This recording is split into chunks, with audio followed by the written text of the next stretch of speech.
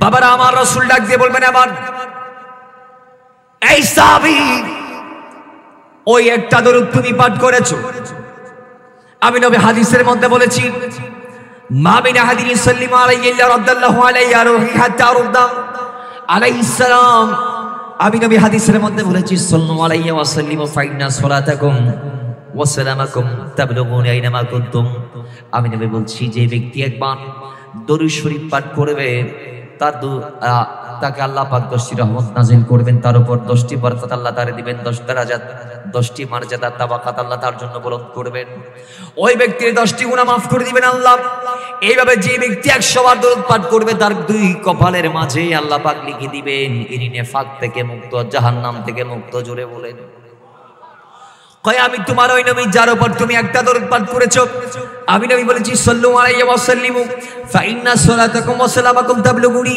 ও উম্মত, আমার উপর দরুদ পাঠ করো, আমার সালাম দাও, কারণ তোমার দরুদ, তোমার সালাম তোমার আপন জায়গা থেকে আমি নবীর কদমে এসে পৌঁছে যাই।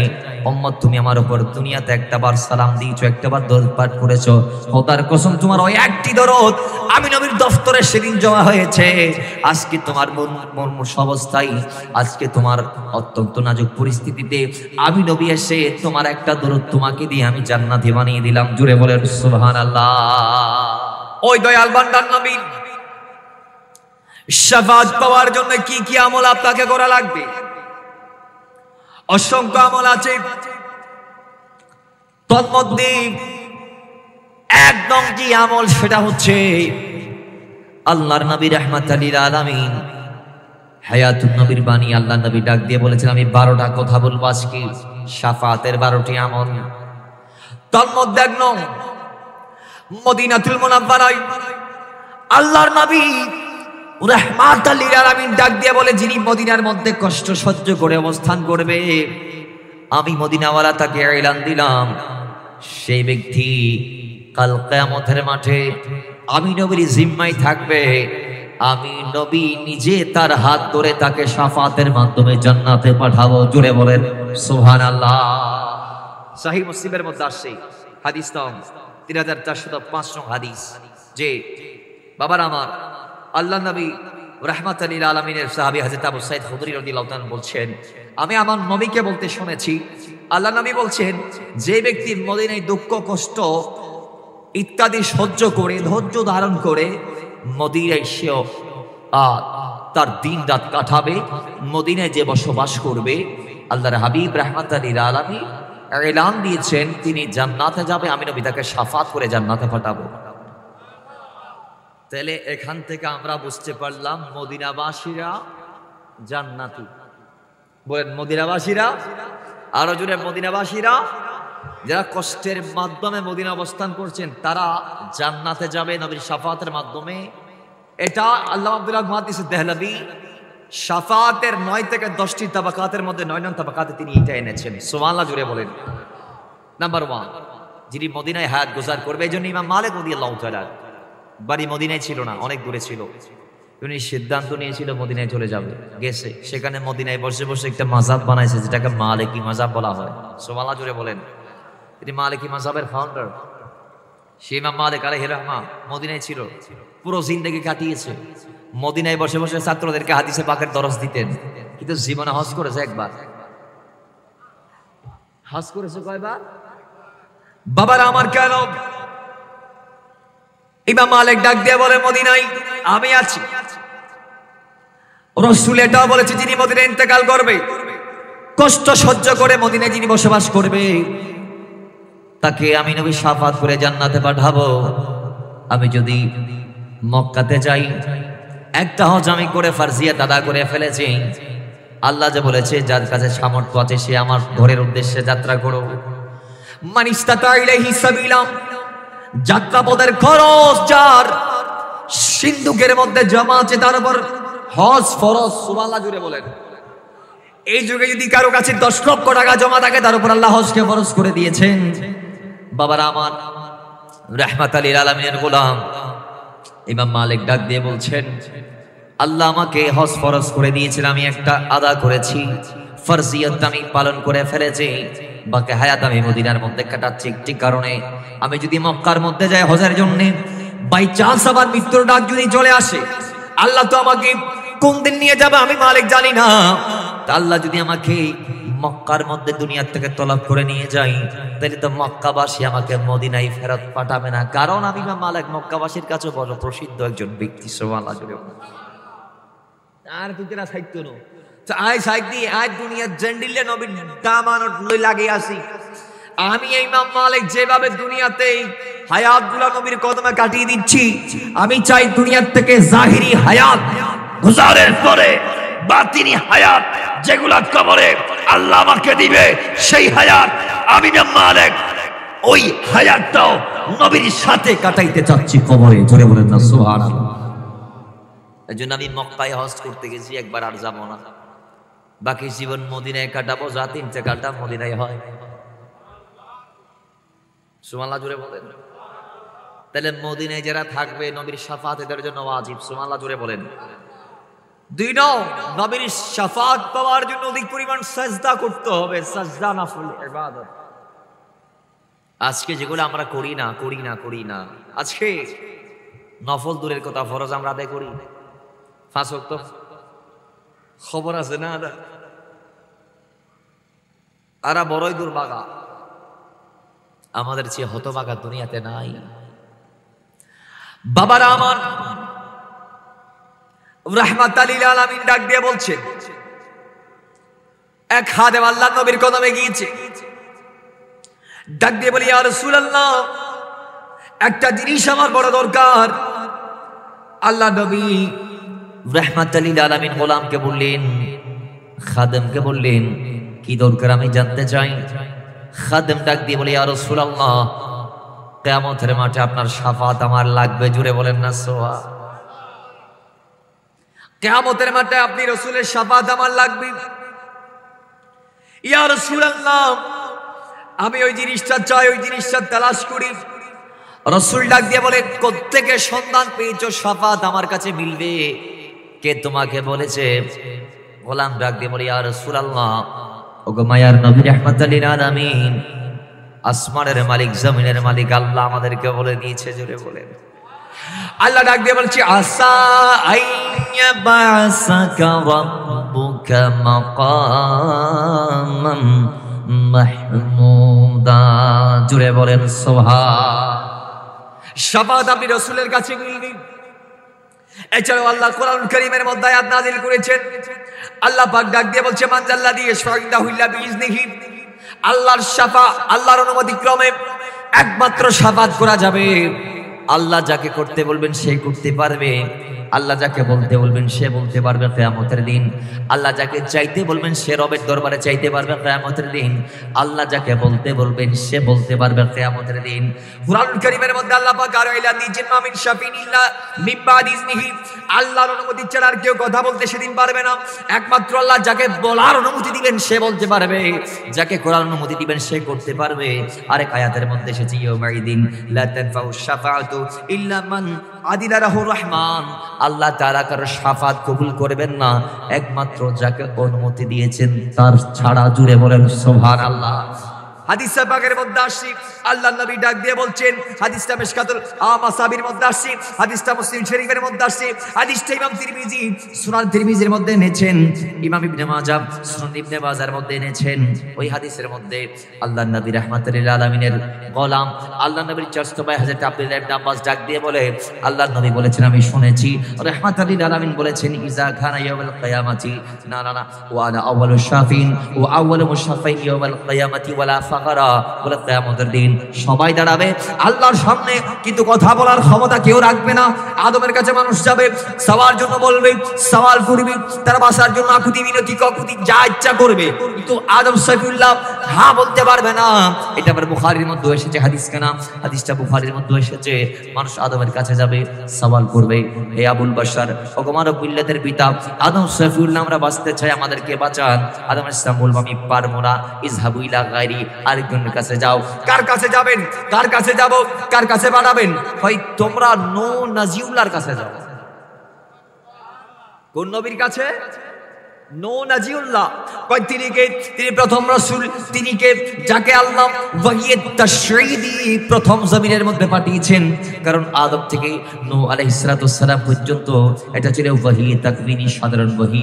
এরপরে নূহ আলাইহিস সালাতু ওয়াস সালাম প্রথম রাসূল হয়ে আসলেন, আল্লাহ তার মাধ্যমে ওয়াহি তাশরী শরীয়তের ওয়াহি নাজিল শুরু করলেন। বাবারা আমার, আদম সফিউল্লাহ বলবো ওই নবীর কাছে যাও, তিনি বলবো আমি পারবো না। ইসহাবু ইলা গায়রি, আরেকজনের কাছে যাও। আরেকজন কার কাছে যাব? কয় এমন একটা নবী এবং রাসূলের ঠিকানা আমি তোমাদেরকে দিচ্ছি, উলুল আযম পয়গম্বর মধ্যে যিনি অন্যতম, যিনি উঁচাতে আছে, তার নাম কি? ভাই ইব্রাহিম খলিলুল্লাহ, যিনি আল্লাহর খলিল, আল্লাহর বন্ধু। ওই আল্লাহর বন্ধুর ঠিকানা তোমাদেরকে দিচ্ছি। এবার উম্মতরা তার কাছে যাবে, সবাই ডাক দিয়ে বলবো হুজুর আমরা বাঁচতে চাই, আমরা বাঁচতে চাই, আমাদেরকে বাঁচান, আমাদেরকে বাঁচান। ইব্রাহিম আলাইহিস সালাম ডাক দিয়ে বলবে না না আমিও পারবো না, ইসহাবু ইলা গায়রি। আরেকজনের কাছে যাও। কয় কার কাছে যাব? কয় তোমরা ইসহাবু, তোমরা যাবা কার কাছে জানোনি? ওই মুসা কালিমুল্লাহ, যিনি আল্লাহর কালিমা, আল্লাহর সাথে যিনি কথা বলেছে, ওই মুসা কালিমুল্লাহ দরবারে যাও। এবার তার কাছে যাবেন, ডাক দিয়ে সওয়াল করবেন, বাঁচার জন্য আকুতি মিনতি যা ইচ্ছা তা করবেন, কিন্তু উম্মতদেরকে বলবে আমি এটার জন্য উপযুক্ত নই, আমি এটার জন্য লায়ক নই। ইসহাবু ইলা গায়রি, তোমরা আরেকজনের কাছে যাও। কই কার কাছে যাবো? কই ঈসা নবীর কাছে যাও। কার কাছে? কার কাছে? ঈসা ইসলাম বলবে আমিও না, তো কার কাছে যাব? আপনি আপনারা সবাই মিলে রাহমাতাল লিল আলামিনের দরবারে যান। সুবহানাল্লাহ জুড়ে বলেন। তিনি কোন নবী? কয় যিনি আজকে কথা বলবে ওই নবী বলছে ওয়ানা আউয়ালুশ শাফিন ওয়া আউয়ালু মুশাফফাইন ইয়াউমাল কিয়ামাতি ওয়ালা ফাহরা। আমি ওই নবী, যেই নবী কিয়ামতের দিন রবের কাছে চাইবো, আল্লাহ আমার ছাওয়াকে পাওয়ার মাধ্যমে পূর্ণতা দান করবেন। জুড়ে বলেন না সুবহানাল্লাহ। ওই নবীর দরবারে যাও। তিনি কোন নবী? হাদিস পাক আসছে عن أبي بن كعب قال قال النبي صلى الله عليه وسلم إذا كان يوم القيامة كنت إمام النبيين وخاتمهم وصاحب شفاعتهم غير فخر। রাসূল ডাক দিয়ে বলছে আমি ওই নবী যিনি কিয়ামতের দিন নবীদের ইমাম হব। সুবহানাল্লাহ। আমি কিয়ামতের দিন ইমাম আর নবীয়িন, নবীদের কি হব? ভাই বলেন না, নবীদের কি হব? ইমাম হব। এবং ওয়া খাতিবাহুম, আমি রাসূল খুতবা দিব, কথা বলবো, নবীদের মাঝে বক্তব্য দিব। ও সাহিবা শাফাআতিহি, এবং আমি নবীর বক্তব্য, আমি নবীর কথা আল্লাহ কবুল করবেন। আমি নবীর শাফা, আমি নবীর শাফাত আল্লাহ কি করবেন? কবুল। বলেন না কি করবেন? আল্লাহ কবুল করবেন। তো বাবার আমার, সেই দয়াল নবী রাহমাতাল লিল আলামিনের ব্যাপারে কোরআন হাদিসে যথেষ্ট এলান এসেছে শাফাতের ব্যাপার। তো সাহাবী ডাক দিয়ে বলছে হুজুর আমি আল্লাহ থেকে শুনেছি আপনি নবী শাফাত করবেন। এটা সুবহানাল্লাহ জুড়ে বলেন। বাবার আমার, দয়াল নবী গোলামকে ডাক দিয়ে বললেন তুমি কোথায় শুনেছো? ওই আসমানের মালিক আল্লাহর থেকে। নবীজি বলে ঠিক আছে আমি তোমাকে একটা সবক দিচ্ছি, অধিক পরিমাণে সেজদা করো। অধিক পরিমাণে যদি সেজদা করতে পারো তাহলে আল্লাহ সুবহানাহু ওয়া তাআলা তোমার উপর যে হক আদা করেছেন, যে হক তোমার উপর অর্পিত করেছেন, আরোপ করেছেন, সেটা যদি তুমি আদায় করতে পারো, এরপরে যদি অধিক পরিমাণ নফল নামাজের মাধ্যমে রবকে সিজদার মাধ্যমে স্মরণ করতে পারো, আমি রাসূল কথা দিচ্ছি আমি তোমাকে ফেলে জান্নাতে যাব না, তোমাকে আমি নবী শাফাত করব। জোরে বলেন সুবহানাল্লাহ। আরো জোরে বলেন না ভাই সুবহানাল্লাহ। তাহলে লাভ আছে না নাই? হাদিসটা মুসনাদ আহমদের মধ্যে আসে যেটা বললাম। এরপরে 3 নং নবীজি বলছেন শাফাত যদি পাইতে চাও আমি রাসূলের পাকের রওজা জিয়ারত করো। সুবহানাল্লাহ। কারণ হাদিসে পাক আসছে, এটা সুনান দারাকুতনির মধ্যে আসছে, সুনান বাইহাকির মধ্যে আসছে, ইমাম ইবনে মাজাহ সুনান ইবনে মাজাহের মধ্যে এনেছেন, এবং ইমাম বাইহাকি শুআবুল ঈমানের মধ্যে এনেছেন হাদিস কানা। রাসূল বলছেন যে ব্যক্তি আমি নবীর জিয়ারত করবে, আবার ইন্তেকালের পরে যে আমার রওজা কি করবে? জিয়ারত করবে, তার উপর আমার শাফাত ওয়াজিব হয়ে গেল। মান যারা কবরি ওয়াজাবাত লাহু শাফাতি। আরেক হাদিসের মধ্যে আসছে মান হাজ্জা ওয়ালাম ইয়াজুরনি ফাকাদ জাফানি।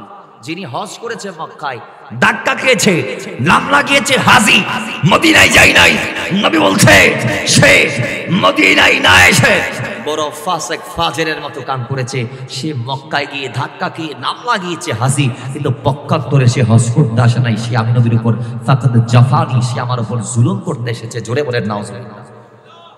আরেক হাদিসে আসছে, যিনি মক্কায় হজ করে মদিনায় যাবে তার জন্য 2টা হজ 2টা উমরার সওয়াব।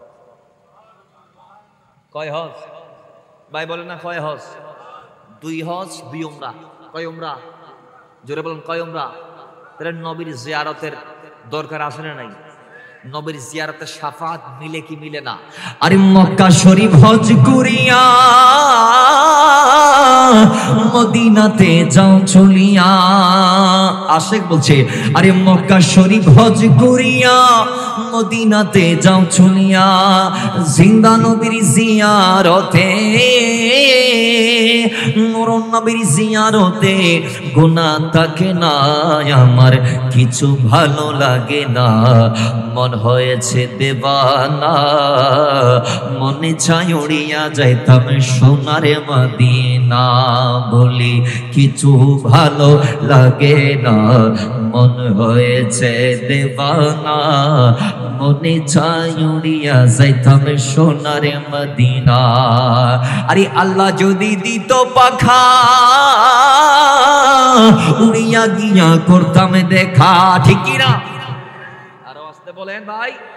আরে আল্লাহ যদি দিত পাখা উড়িয়া গিয়া করতাম দেখা, আরে গরিব আমার নাই রে টাকা, গরিব আমার নাই রে টাকা, যেতে পারলাম না, আমার কিছু ভালো লাগে না, মন হয়েছে দেওয়ানা, মনে চাই উড়িয়া যাইতাম সোনার মদিনা। আল্লাহুম্মা সাল্লি মুহাম্মাদ ওয়া আলা আলি সাইয়্যিদিনা। বাবার আমার হাদিস পাকের মধ্যে আসছে, আল্লাহর নবী রাহমাতাল লিল আলামিন ডাক দিয়ে বলছেন, উম্মত যে ব্যক্তি আমি নবীর নূরানি রওজা মুবারক জিয়ারত করবে, মানজারা কবরি ওয়াজাবাত লাহু শাফাআতি, যিনি আমি নবীর রওজার জিয়ারত করবে সে আমি নবীর শাফাত পাবে। 4 নম্বর, আল্লাহর নবী রাহমাতাল লিল আলামিন ডাক দিয়ে বলছে, যে ব্যক্তি আমার উপর সকাল সন্ধ্যায় 10 বার দরুদ পাঠ করে আমি রাসূল তাকে কিয়ামতের দিন শাফাত করব। সাইয়্যিদ তারগিবের মধ্যে আসছে, আল্লাহর নবী রাহমাতাল লিল আলামিনের সাহাবী হযরত উম্মে দাদা রাদিয়াল্লাহু তাআলা তিনি বর্ণনা করছেন, আল্লাহর নবী রাহমাতাল লিল আলামিন ডাক দিয়ে বলেছেন, যে ব্যক্তি সকাল সন্ধ্যায় 10 বার করে রাহমাতাল লিল আলামিনের উপর দরুদ পাঠ করবে, রাহমাতাল লিল আলামিন বলে ওই বান্দাকে শাফাত করে জান্নাত দেওয়াটা আমি নবীর উপর ওয়াজিব হয়ে যায়। জুড়ে বলেন সুবহানাল্লাহ। যিনি সকাল সন্ধ্যা আমার স্মরণ করবে কিয়ামতের দিন তাকে আমি শাফাত করব। তাহলে নবীর দরুদের দরকার আছে না নাই? এক হাদিসে তো আসছে, এক ব্যক্তি জীবনে একবার আমার নবীর উপর দরুদ পাঠ করছে। কথা বলেন কয়বার? আর একটু আসতে কয়বার? সে একবার পড়েছে, ওই একটা দরুদ তাকে জান্নাতি বানিয়ে দিয়েছে, তাকে জাহান্নামে নিয়ে যাচ্ছে অলরেডি। আদম আলাইহিস সালাম, এই হাদিসের মধ্যে আসছে, আদম আলাইহিস সালাম একটা সবুজ রঙের জামা পরে আরশের ছায়ার নিচে আছেন, একটা উম্মতকে আমার নবীর মারতে মারতে ফেরেশতারা জাহান্নামে নিয়ে যাচ্ছে। দৃশ্য আদম দেখার পর স্থির থাকতে পারেন নাই, ডাক দিলেন ইয়া আহমদ বলে আমার নবীকে এলান দিলেন, হে আহমদ। আমার নবী বলেন লাব্বাইক ইয়া আবাল বাশার, আমি হাজির ও মানব মিল্লতের পিতা। তখন আদম আলাইহিস সালাম বলছেন, মুহাম্মদ সাল্লাল্লাহু আলাইহি ওয়াসাল্লাম দেখেন আপনার একটা উম্মতকে জাহান্নামে নিয়ে যাচ্ছে ফেরেশতারা, রাহমাতাল লিল আলামিন দৌড় মেরে বিদ্যুৎ গতিতে ওই উম্মতকে বাঁচানোর জন্য ফেরেশতাদের সামনে প্রতিবন্ধক হয়ে দেয়ালের মতো স্তম্ভ হয়ে পিলার হয়ে দাঁড়িয়ে গেলেন। ফেরেশতাদেরকে বলে খামোশ, সামনে যাওয়ার সুযোগ নাই। মুহাম্মদ সাল্লাল্লাহু আলাইহি ওয়াসাল্লাম এসেছে, কয় ইয়া রাসূলুল্লাহ আমাদেরকে বাধা দিবেন না, আমরা কঠোর প্রকৃতির ফেরেশতা, আমরা আল্লাহর নির্দেশ পালনে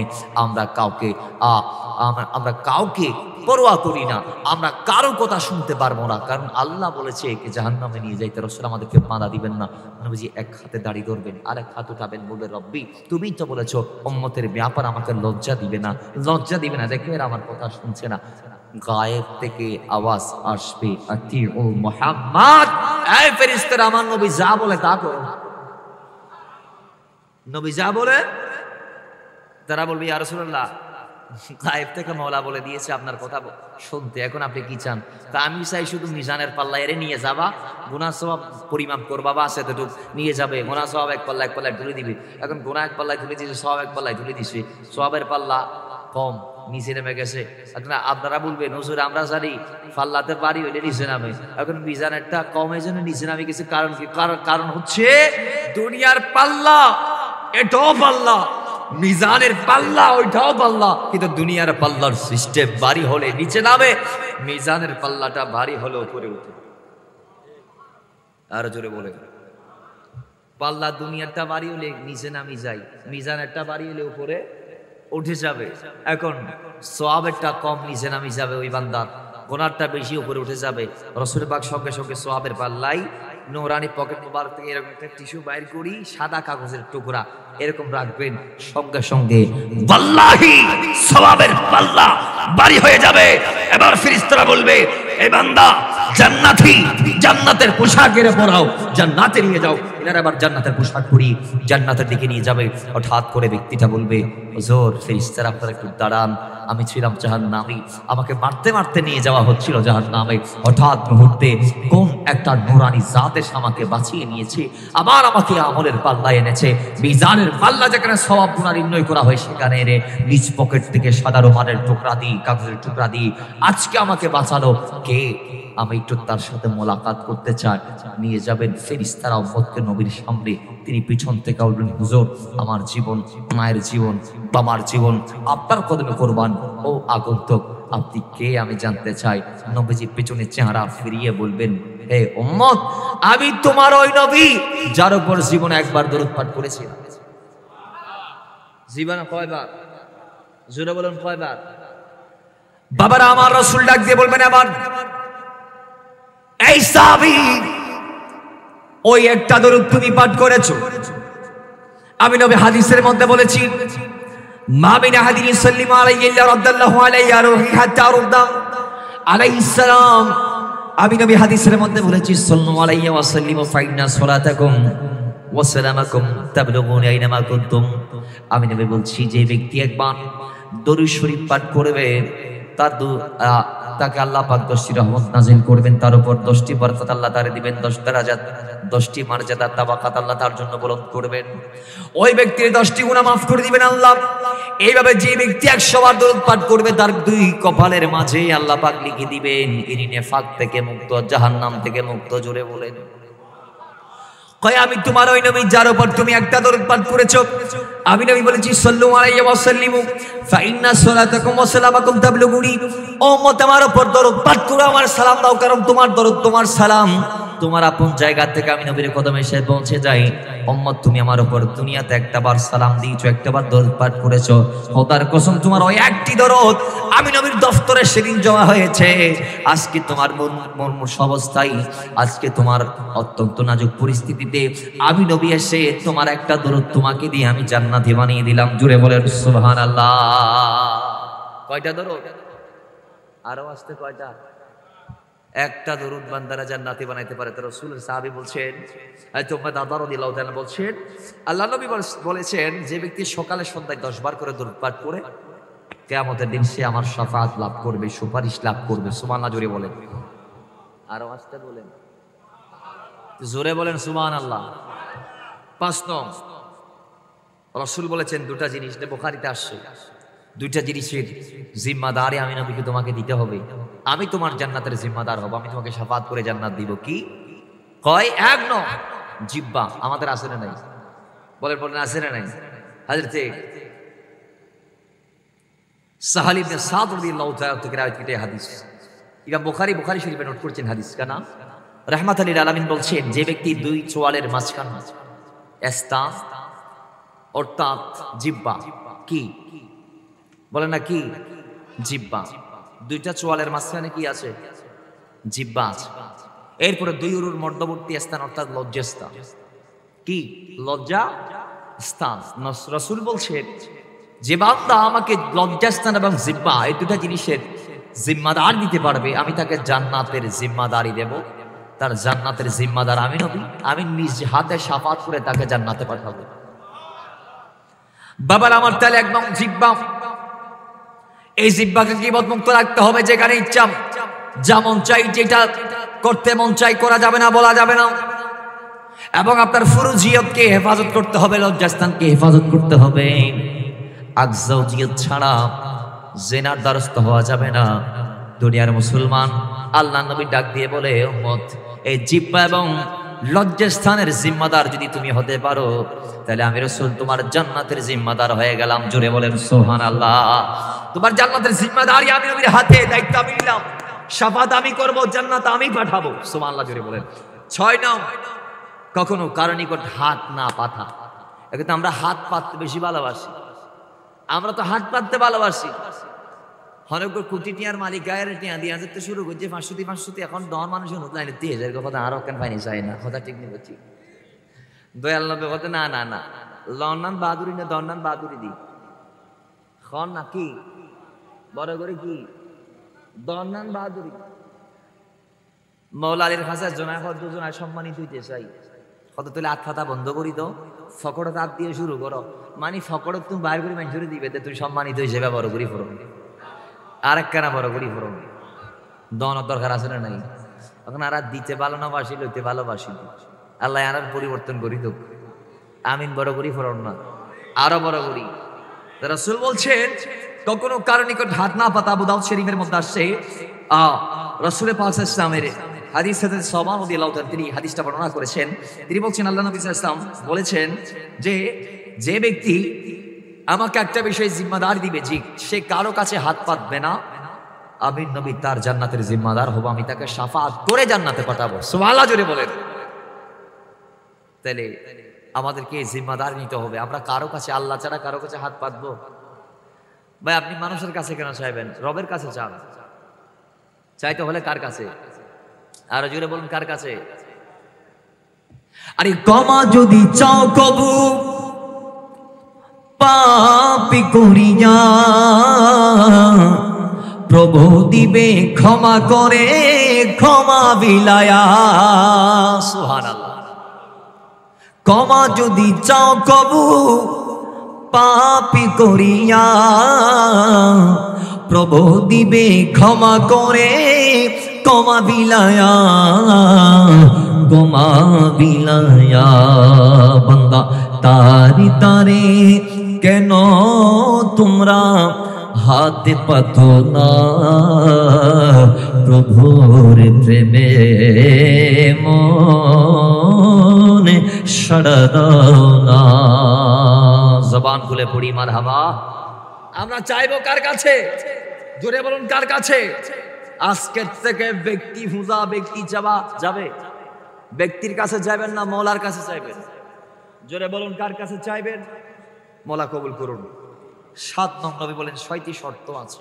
কয়টি শর্ত? 6টি। 1 নং, তোমরা যদি আমাকে এই 6টি জিনিসের প্রতিশ্রুতি দাও, আমিও তোমাদেরকে জান্নাতের প্রতিশ্রুতি দিব শাফাতের মাধ্যমে। তোর মধ্যে একটা হচ্ছে, তোমরা যখন কথা বলবা সত্য কথা বলবা। সমাজ আজকে অলিতে গলিতে মিথ্যা চলে। মা সন্তানকে মিথ্যার সবক দেয়, সন্তান মাকে মিথ্যা কথা বলে ধোঁকা দেয়। বাবা স্বামী স্ত্রী, ভাই ভাই, বন্ধু, ছাত্র, শিক্ষক, মুরব্বী, যুবক, বৃদ্ধ, ছোট, সবাই এই মিথ্যার থেকে খালি নয়, এই মিথ্যার থেকে ধরে নয়। আজকের সমাজে অলিতে গলিতে, মসজিদে, মেম্বরে, মক্তবে, মিনারে, গির্জায়, মন্দিরে, প্রত্যেকটা জায়গায় জায়গায় মিথ্যা ছড়িয়ে ছিটিয়ে চালাফ করেছে, ছড়িয়ে ছিটিয়ে আছে। আজকে আমরা মিথ্যা দিয়ে আমাদের জীবনটা চালাচ্ছি। একটা মিথ্যাকে বলে এটা সত্য করতে হাজারটা মিথ্যার আশ্রয় নিচ্ছি, আরেকটা মিথ্যাকে বলে সত্য করতে শত শত মিথ্যা আবার আমরা বলছি। বাবারা, আমার রাসূল বলছেন না, এটা বলা যাবে না। যখন কথা বলবা সত্য বলবা। 2 নং, ওয়াদা করলে পূর্ণ করবে। 3 নং, আমানতের খেয়ানত করবে না। আমানতের মাল, প্রতিশ্রুতির মাল যথাযথভাবে করে তোমরা আদায় করবে, পৌঁছাই দিবে। 4 নং, লজ্জাস্থানের হেফাজত করবে। 5 নং, দৃষ্টিকে অবনত রাখবে। 6 নং, হারাম উপার্জন থেকে নিজেকে আলাদা করে রাখবে, দূরে রাখবে। মুসলিম আহমদের মধ্যে আসছে এই 6টা প্রতিশ্রুতি তোমরা আমাকে দিলে, আমি রাসূল তোমাদেরকে জান্নাতের প্রতিশ্রুতি দিব, শাফাতের মাধ্যমে জান্নাত দেব তোমাদেরকে। জুড়ে বলেন সুবহান। দরকার আছে না নাই? ইন মানানোর দরকার আছে না নাই? আল্লাহ আর মানিবার তৌফিক দান করুক।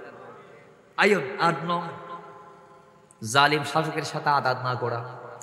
ইমাম তিরমিজি শরীফের মধ্যে হাদিস এনেছেন, হযরতে কাব বিন উজরা রাদিয়াল্লাহু তাআলা থেকে রায়িত হাদিস। রাসূল সাল্লাল্লাহু আলাইহি ওয়াসাল্লাম বলেছেন, জেনে রেখো চিরে অনেক জালিম শাসক আসবে, আর যারা সেই জালিম শাসকদের সাথে আদাত করবে না, আপোষ করবে না, আমি রাসূল কাল কিয়ামতের মাঠে ওই ধরনের বান্দাদেরকে শাফাত করে জান্নাত দেব। ৯ নং সূরামূলক নিয়মিত পাঠ করা। সূরামূলক তাবারাকাল্লাযী বিয়াদিহিল মুলকু ওয়া হুয়া আলা কুল্লি শাইইন ২৯ পারার শুরু, ২৯ পারার শুরুর যে সূরা। বাবার আমার কেন পাঠ করবেন? ইমাম তাবরানী হাদিসটা গুড করেছেন।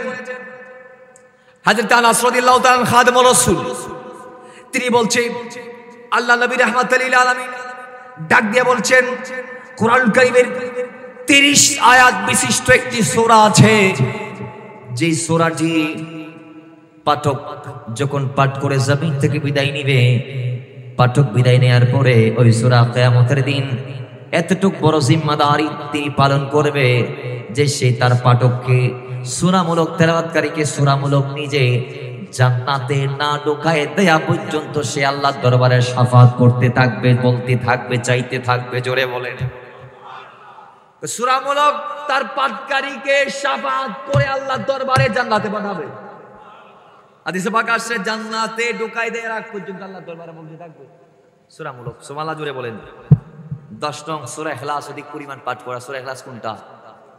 কুল হুয়াল্লাহু আল্লাহুস লাম ওয়ালাম ইয়াকুল লাহু। বাবার আমার, ওয়াহদানিয়ত এবং রিসালাতের পরিচয় আল্লাহ এই একটি সূরার মধ্যে দিয়েছেন। আল্লাহর পরিচয় দিয়েছেন, আল্লাহর হাবিবের পরিচয় দিয়েছেন। সুবহানাল্লাহ, জোরে বলেন। বাবার আমার, রাসূল সাল্লাল্লাহু আলাইহি ওয়াসাল্লামের সাহাবী হযরত আনাস রাদিয়াল্লাহু তাআলা থেকে বর্ণিত এই হাদিস। হযরত আনাস বলছেন, এক ব্যক্তি মসজিদে কুবায় আনসার সাহাবীদের ইমামতি করতেন। মসজিদে কুবাটা মদিনায় পড়ে, পৃথিবীর প্রথম মসজিদ নাম হচ্ছে মসজিদে, যেটা রাসূল নিজের হাতে বানিয়েছেন। রাসূল নিজের হাতে হিজরতের দিন রাতে সে মসজিদে কুবা, সে মসজিদে কুবাতে একজন সাহাবী আনসার সাহাবীদের ইমামতি করতেন। রাসূল তার পিছনে একদিন দেখলেন তিনি প্রত্যেকটা রাকাতে সূরা ইখলাস শরীফ পাঠ করে। কি পাঠ করে? সূরা ইখলাস পাঠ করে প্রতিটা হাতের হাতে। নবীজির ডাক দিয়ে, ওয়া তুই প্রত্যেক রাহাতে সূরা ইখলাস পড়ানোর কারণ কেন জানতাম চাইদি। তিনি বলছে, ইয়া রাসূলুল্লাহ, সূরা ইখলাস আমার কাছে অত্যন্ত বড় পছন্দের একটি সূরা। জুড়ে বলেন, আর জুড়ে বলেন। বাবারা আমার, সঙ্গে সঙ্গে দয়াল নবী এলান দিলেন, এই সাহাবী সূরা ইখলাসকে পছন্দ করার কারণে, ভালোবাসার কারণে তুমি জান্নাতে যাবে। এই সূরাটি অধিক পরিমাণ পাঠ করার কারণে এই সূরা তোমাকে শাফাত করে জান্নাত দিবে। বাবার আমার, এই জন্য যারা সূরা ইখলাস শরীফ বেশি বেশি পাঠ করেন, যারা প্রত্যেকটা নামাজে প্রত্যেকটা ৪ রাকাতের নামাজে ২ রাকাতের নামাজে একবার হলে সূরা ইখলাস শরীফ পাঠ করেন, আমি নিঃসন্দেহে আল্লাহ নবীর এই হাদিস থেকে বলতে পারি আপনাদেরকে সূরা ইখলাস কিয়ামতের ময়দানে শাফাত করবে। জুড়ে বলেন সুবহানাল্লাহ। ১১ নং সূরা বাকারা ও আলে ইমরান তেলাওয়াত করা। রাসূলের পাক হাদিসের মধ্যে এলান দিয়েছি, যারা সূরা বাকারা বেশি বেশি পাঠ করে, যারা সূরা আলে ইমরান বেশি বেশি পরিমাণ পাঠ করে, এই দুটি সূরা তাদের পাঠকারীকে, পাঠককে জান্নাত দিবে শাফাতের মাধ্যমে। রাহমাতুল লিল আলামিনের গোলাম আমরা যারা আছি দুনিয়াতে, আমরা বেশি পরিমাণে এই সূরাগুলো পাঠ করে থাকি, কারণ কোরআন শরীফ খোলার সাথে সাথে সূরা ফাতিহা, এরপর পরে যেই সূরাটা সূরা বাকারা, সূরা বাকারার মাধ্যমে আমরা কোরআন কারীমকে শুরু করি। বাবারা আমার, আমরা প্রত্যেকে যখন খতমটা স্টার্ট করি, প্রথমে যে সূরা পাঠ করি এটা সূরা বাকারা, এরপরে যেটা সূরা আলে ইমরান, এরপরে অনেকে আর যাইতে পারে না, কয় আমি আর তালার কারণে পারছি না, খতমটা আবার ভিন্ন সময় আদায় করবো, কয় আবার শুরু করেছে সূরা বাকারা দিয়ে শুরু। জুড়ে বলেন। তাহলে আমরা বেশি পরিমাণ সূরা বাকারা পাঠ করি। আবার আমাদের সমাজে মোটামুটি যারা কমও পড়েন, তা একদিন কুলি লইবে সূরা বাকারা এবে পড়ে দেয়, ঠিক না বেঠিক? কদরে বরাতে আরা এই সূরাগুলো তেলাওয়াত শুরু করি। রাসূল বলছি, এই সূরা তার তেলাওয়াতকারীকে, পাঠককে জান্নাতে পাঠাবে শাফাতের মাধ্যমে। সুবহানাল্লাহ, জুড়ে বলেন। 12 নং জান্নাতে যাওয়ার জন্যই রাসূল বলেছেন জান্নাত তালাশ করতে হবে, জান্নাত প্রার্থনা করতে হবে, জাহান্নাম থেকে আশ্রয় চাইতে হবে। কয়? মাত্র 3 বার। কয়বার? জোরে বলেন, কয়বার? এই হাদিসটা আসছে ইমাম তিরমিজি সুনান তিরমিজির মধ্যে এনেছেন, ইমাম ইবনে মাজাহ সুনান ইবনে মাজাহের মধ্যে এনেছেন। হাদিস কানা রাসূল বলছে, যে ব্যক্তি এই দোয়াটি 3 বার পাঠ করবে সেই ব্যক্তি জান্নাতে প্রবেশ করবে। জোরে বলেন সুবহানাল্লাহ। সবাই পড়ি আল্লাহুম্মা ইন্নী আসআলুকাল জান্নাহ ওয়া আউযু বিকা মিনান নার।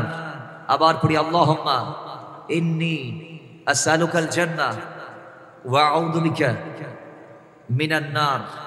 আবার পড়ি আল্লাহুম্মা ইন্নী আসআলুকাল জান্নাহ ওয়া আউযু বিকা মিনান নার। সবাই পড়ি আমিন ইয়া রাব্বাল।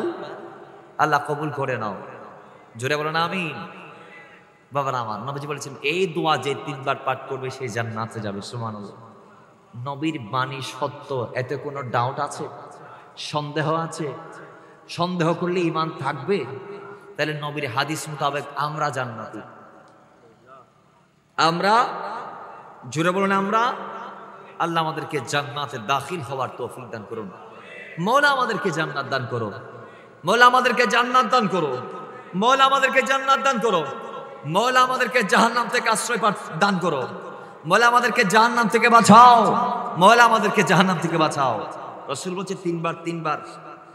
যে হাদিস বলছি এটার বাংলা এটা, ও 3 বার যে জান্নাত তালাশ করবে, জাহান্নাম থেকে বাঁচতে চাইবে, সে জান্নাতি। জুড়ে বলেন সুবহানাল্লাহ। আমি নবী তাকে শাফাত করে জান্নাত দেব। বাবার আমার এছাড়াও আরো অসংখ্য আমল আছে, যে আমলগুলো আপনি করলে জান্নাত পাবেন। মায়ের খেদমত করা, এতিমদের পাশে দাঁড়ানো, গরিব দুঃখী মেহনতিদের পাশে দাঁড়ানো, প্রতিবেশীদের সাথে সদ্ব্যবহার করা, ভাই হয়ে ভাইয়ের সাথে মান মর্যাদা পূর্ণ রাখা, একজন আরেকজনের সম্মানহানি না করা, এক মুসলমান আরেক মুসলমানের হক আদায় করা, নিয়মিত সালাত আদায় করা, নবীর উপর বেশি পরিমাণ দরুদ শরীফ পাঠ করা, ইত্যাদি ইত্যাদি আরো কত অসংখ্য আমাল আছে যেগুলোর মাধ্যমে বান্দা রাসূলে পাকের শাফাআত পাবে। আল্লাহ পাক সেই ধরনের আমালগুলো আমাদেরকে করার তৌফিক দান করুন। আমিন।